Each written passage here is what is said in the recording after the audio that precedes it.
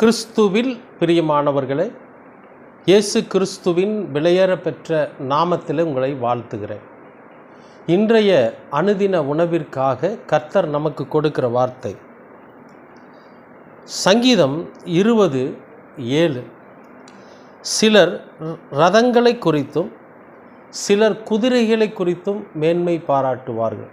சிலர் ரதங்களை குறித்தும் சிலர் குதிரைகளை குறித்தும் மேன்மை பாராட்டுவார்கள். நாங்களோ எங்கள் தேவனாகிய கர்த்தருடைய நாமத்தையே மேன்மை பாராட்டுகிறோம்.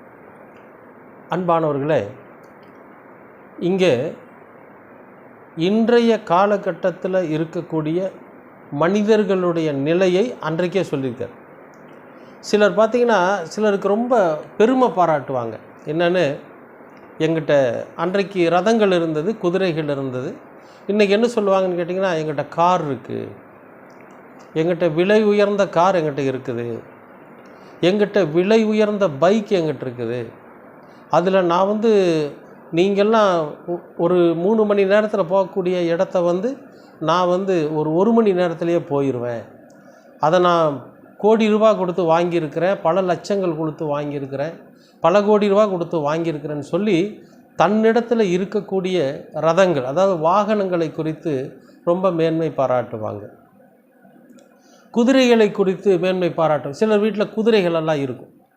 அந்த குதிரையெல்லாம் பார்த்திங்கன்னா 1 லட்சம், 2 லட்சம், 5 லட்சம், 10 லட்சம்னு வாங்கிட்டு ரேஸில் விடுவாங்க.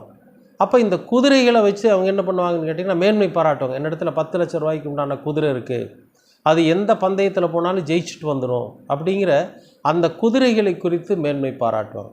அப்போ சிலர் ரதங்களையும் சிலர் மகிழுந்துகளையும் சிலர் இந்த வாகனங்களை குறித்து மேன்மை பாராட்டுறாங்க. சிலர் தன்னிடத்தில் வளருகிற மிருக ஜீவன்களை குறித்து மேன்மை பாராட்டுறாங்க. நாங்களோ என்ன சொல்கிறார் பாருங்கள், தேவனாகிய கர்த்தருடைய நாமத்தை குறித்தே மேன்மை பாராட்டுறோம். நமக்கு என்ன அப்படின்னா, நாம் ரட்சிக்கப்படுவதே நமக்கு மிகவும் மேன்மையான ஒரு காரியம். நாம் ரட்சிக்கப்படணும், நாம் பரிசுத்த வாழ்க்கை வாழணும். நம்மிடத்தில் பேசுகிறவனுடைய வாழ்க்கையின் தன்மை என்ன அப்படிங்கிறது உணர்ந்துருவோம். நம்மிடத்தில் பேசுகிற எல்லாருமே அவனுங்களுடைய நிலை என்ன ஆக போகுதுங்கிறது நமக்கு தெரிஞ்சிடும். எல்லாம் இருந்து என்ன பிரயோஜனம், என்ன ஆக போகுது. ஒரு நாள் ஒருத்தன் சொன்னானா, இங்கே தன்னுடைய நண்பர்களை எல்லாம் கூப்பிட்டு சொன்னான், உங்கள் கண்ணுக்கு தெரியுது பாருங்கள், எல்லாமே என்னுடைய இடம், என்னுடைய நிலம். நீங்கள் உங்கள் கண்ணுக்கு தெரிகிற அளவுக்கு என்னுடைய நிலங்கள் தான் இருக்குது. இது அத்தனைக்கும் நான் தான் சொந்தம், இது எத்தனையும் எனக்கு தான் சொந்தம், என்னுடைய இது மட்டும்தான் இந்த நிலம் அப்படின்னு சொல்லி சொன்னானா.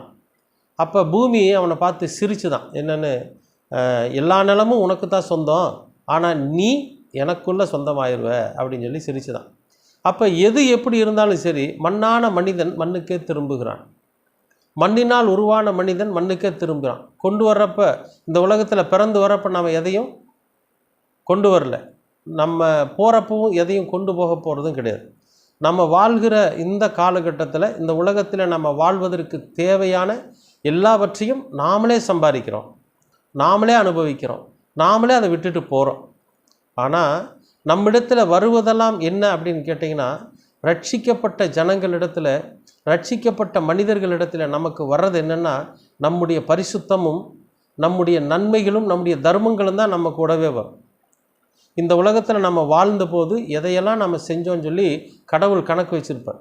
அப்போ நம்ம ரட்சிக்கப்பட்டதற்கு பிறகு, நாம் கடவுளை ஏற்றுக்கொண்டதற்கு பிறகு, அவருடைய இம்மானுவேலர் சொல்லுகிற அந்த வார்த்தைகளை நாம் புரிந்து கொண்டதற்கு பிறகு நாம் எப்படி இருப்போம்னு கேட்டிங்கன்னா, ஆஹா, நான் இந்த உலகத்தில் சமாதானமாக இருக்கிறேன், நான் இந்த உலகத்தில் சந்தோஷமாக இருக்கிறேன், இதுக்கெல்லாமே காரணம் என் ஆண்டவராகிய இயேசு கிறிஸ்துதான்னு சொல்லி அவருடைய நாமத்தை குறித்து மேன்மை பாராட்டு.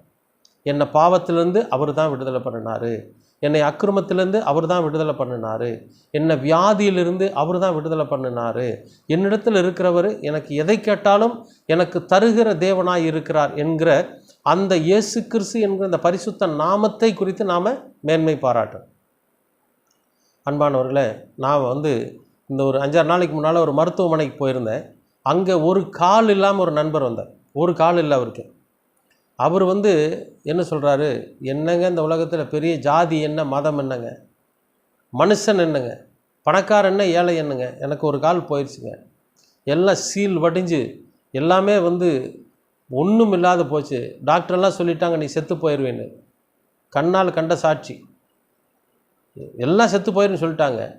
அப்போ என்னை கூட்டிக் கொண்டு போய் ஒரு இடத்துல போட்டாங்க. உடம்பெல்லாம் நாறுது. அப்போ எங்கள் அம்மா கடைசியாக என்ன பண்ணினாங்கன்னா, இயேசு சாமியை போய் கும்பிட்டு பார்க்குறேன், அப்போ எனக்கு சுகமாகும் அப்படின்னு சொல்லி அந்த அம்மா ஆண்டவர்கிட்ட வேண்டுதல் பண்ணாங்க.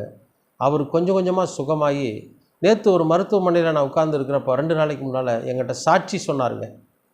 இந்த உலகத்தில் எதுவாக இருந்தாலும் சரி, என் ஆண்டவர் இயேசு கிறிஸ்துக்கு மேலே வேறு ஒன்றுமே கிடையாது. அவர் தான் என்னை சுகப்படுத்தினார், அவர் தான் என்னை ரட்சித்தார்.